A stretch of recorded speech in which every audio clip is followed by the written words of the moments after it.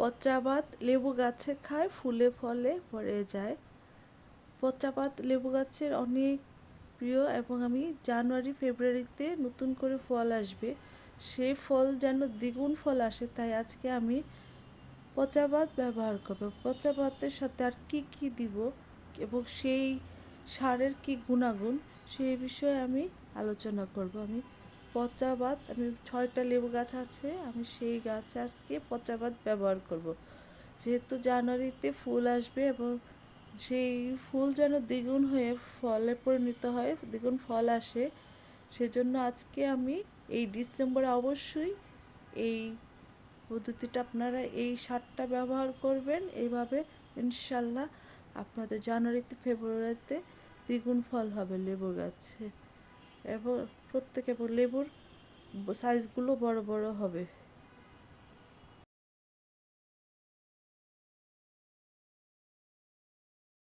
আমি লেবু গাছে সরাসরি ভাত দিব না, এই ভাতটাকে আমি 7 দিন পচিয়েছি। পচানো ভাতের সাথে আমার যেহেতু 6টা লেবু গাছ আছে, আমি 6টা লেবু গাছই আমি খাবার দিব আজকে। যেহেতু জানুয়ারিতে ফুল আসবে ইনশাল্লাহ, সে ফুল যেন দ্বিগুণ হয়ে আসে। আমি পটাশ সার এটা দিয়েছি, সালফেট অফ পটাশ সার 6-4 চামচ।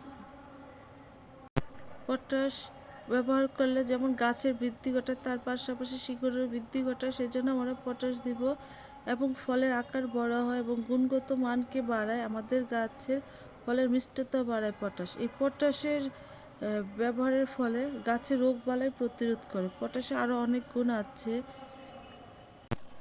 আমি পটাশ ব্যবহার করি সব সময় গাছের মধ্যে, সালফেট অফ পটাশটা ইউজ করি। এখন দিয়েছি হাড়ের গুঁড়ো। হাড়ের গুঁড়োটা কম বেশি হলে সমস্যা নেই। এই যে হাড়ের গুঁড়ো হচ্ছে ফসফরাসের চাহিদা মেটায়, ফসফরাসের চাহিদা মেটায়। হাড়ে আছে ক্যালসিয়াম, নাইট্রোজেন রয়েছে এবং শিকড়ের বৃদ্ধিতেও ও প্রচুর কাজ করে হাড়ের গুঁড়ো এবং কাণ্ডকে সবুজ রাখে এই হাড়ের গুঁড়ো। এখন দিব আমি শিংকুচি। এই শিংকুচির মধ্যেও অনেক কিছু আছে, প্রচুর পরিমাণে ক্যালসিয়াম আছে, ফসফরাস আছে, শিংকুচির মধ্যে খনিজ উপাদান রয়েছে। আর যেটা হয়, শিংকুচি ব্যবহার করলে দীর্ঘদিন সময় ধরে গাছে অনুখাদ্য যোগান দেয় শিংকুচিতে।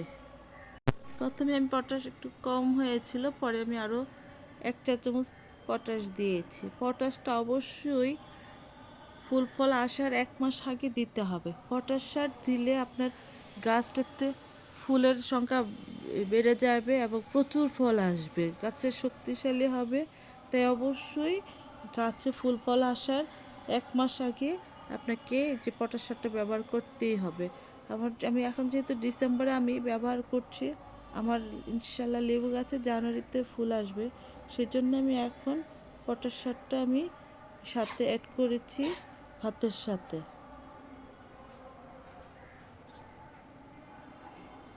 কারণ আমি নিম খৈল দিব, এগুলোর সাথে নিম খৈল দেব। নিম খৈলের মধ্যে রয়েছে পটাশিয়াম, প্রচুর পরিমাণ পটাশিয়াম আছে, নাইট্রোজেন রয়েছে, ফসফরাস রয়েছে, সালফার রয়েছে, কার্বন রয়েছে। যেটা কার্বন সব ইয়েতে থাকে না, নিম খৈলের মধ্যে কার্বন আছে, ম্যাগনেসিয়াম আছে, ক্যালসিয়াম আছে। এই উপাদানগুলো কিন্তু নিম খৈলের মধ্যে আছে। এটা গাছের রোগ প্রতিরোধ ক্ষমতা বাড়ায়, পোকামাকড়ের হাত থেকে রক্ষা করে গাছকে এবং ফাঙ্গিসাইডের কাজ করে, সারের কাজ করে। নিম খৈল গাছের জন্য খুবই উপকারী একটা জৈব উপাদান, যেটা গাছে দিলে গাছের মাটিটাকে ভালো রাখে এবং ফাঙ্গাস ভাইরাস মুক্ত রাখে। আমি যেহেতু পচা বাত ব্যবহার করেছি, গাছ যেন কোনোভাবেই ফাঙ্গাস আক্রমণ না হয় এখন, তাই আমি এটার সাথে নিম খৈল দিয়েছি। সাথে আমি এই যে দিয়েছি, থিওবিট দিয়েছি। থিওবিটও হচ্ছে আপনার পাতাটাকে সবুজ রাখে এবং হচ্ছে সালফারের কাজ করে, ভিটামিন প্লাস সালফার কাজ করে। যেহেতু সব পচা ভাত দিয়েছি, ভাইরাসের আক্রমণ হতে পারে, তাই আমি থিওবিট মিশিয়েছি। আমি আর মিশাবো হিউমিক অ্যাসিড। এই হিউমিক অ্যাসিড এই জন্য মিশাবো যেন যে খাবারগুলো আমি মিশিয়েছি প্রত্যেকটা খাবার যেন গাছ গ্রহণ করতে পারে। ভাতের সাথে আমি যে পচা ভাতের সাথে আমি যে জৈব সারগুলো মিশিয়েছি, সবগুলো খাবার যেন গাছ সুন্দরভাবে গ্রহণ করতে পারে। এই জন্য আমি এই হিউমিক অ্যাসিড মিশিয়েছি। হিউমিক অ্যাসিডের অনেক কাজ, সেটা মাটিকে সূর্য থেকে খাবার গ্রহণ করতে সহায়তা করে, মাটির উর্বরতা বাড়ায়, মাটির উপকারী ব্যাকটেরিয়া বাড়ায় এবং অনেক কাজ। এটা হচ্ছে পাতাকে সবুজ রাখতে সাহায্য করে, মাটিটাকে নষ্ট হতে দেয় না। আমরা কেমিক্যাল ফার্টিলাইজার ইউজ করার সময় মাটি নষ্ট হয়ে যায়, আর এই হিউমিক অ্যাসিড মিশালে মাটিটা খুব ভালো থাকে এবং উর্বরতা আরও বেড়ে যায়, মাটির উপকারী পোকাগুলো বৃদ্ধি পায় এই হিউমিক অ্যাসিড। আমি হিউমিক অ্যাসিড পরিমাণ মতো দিয়ে, এটা বেশি হলেও সমস্যা নেই, কম হলেও সমস্যা নেই, এটা আমি পানিতে গুলিয়ে এখন এই খাবারগুলোর সাথে আমি মিশাচ্ছি, যেন লেবু গাছ সবগুলো খাবার গ্রহণ করতে পারে। যে এখন ভালোভাবে মিশাবো, প্রত্যেকটা খাবার আমি মিশিয়ে আমি যে গাছের রিং করে রেখেছি, মাটিগুলো সব আলগা করে রেখেছি, এখন সেই আলগার মধ্যে আমি দিয়ে দিব। আমার যে মিশানো হয়ে গিয়েছে, এই যেমনটা ছোট্ট একটা কেটে দেখুন, মাসাল্লাহ অনেক লেবু আছে। এই লেবুগুলো রস বাড়বে, এই খাবারগুলো দিলে লেবুগুলো আরও বড় হবে, স্থিরতা বাড়বে, পরিপূর্ণ হবে। খাবারগুলো ভালো করে মিশানো হয়ে গিয়েছে। এখন আমি এই যে মাটিটা রিং করে রেখেছি, আগে রিং করে রেখেছি, আমি এই রিংয়ের মধ্যে আমি খাবারটা দিয়ে দিব। আর যেহেতু খাবার দিব আমি, সেহেতু আগেই মাটিটাকে ময়েশ্চার করে রেখেছিলাম। এখন আমি রিংয়ের মধ্যে, পুরো রিংয়ের মধ্যে খাবারটা দিব, যেন আমি জানুয়ারি ফেব্রুয়ারিতে যে ফল আসবে, দ্বিগুণ ফল হয় লেবু গাছে, লেবু গাছ যেন ফুলে ফলে ভরে দেয়, পচা বাদ লেবু খায়, ফুলে ফুলে ভরে দেয়, এই কথাটা যেন ইনশাল্লাহ সত্যি হয়। তাই আমি এভাবে হাত দিয়ে আমি পরিচর্যা করি প্রত্যেক ডিসেম্বর মাসে, যেন জানুয়ারিতে ফলে ভরে যায় লেবু গাছে। দেখুন আমি বিভিন্ন জৈবভাবে করে পরিচর্যা করে আমার লেবু গাছে মাশাল্লাহ অনেক ফলে। ছোট্ট একটা জায়গায় আমি লেবু গাছটা বসিয়েছি এবং মাশাল্লাহ অনেক থোকায় থোকা 4টা 5টা করে লেবু হয়। এভাবে রিং করে আমি এই যে খাবার দিই, যখনই ফুল আসে তার 1 মাস আগে আমি পরিচর্যা করি। পরিচর্যা করে মাশাল্লাহ আলহামদুলিল্লাহ আমার এই পর্যন্ত এরকম ফলন হচ্ছে, এবং টুকটাক যেগুলো হলুদ হয়ে গিয়েছে এগুলো আমি তুলে নিব। এই যে দেখুন আমার 6টা গাছে আমি প্রত্যেকটা গাছে রিং করে রেখেছি, রেখে দিয়ে প্রত্যেকটা গাছে আমি রিংয়ের মধ্যে খাবারটুকু দিয়ে রেখে দিয়েছি। রিং করাটা দেখাইনি, কারণ ভিডিওটা অনেক বড় হয়ে যাবে। এই লেবু গাছের লেবুগুলো হারভেস্ট করে ফেলেছি, এখন হারভেস্ট করে এখন আমি আবার খাবার দিচ্ছি, যেন ইনশাল্লাহ জানুয়ারি মাসে ডাবল লেবু হয়।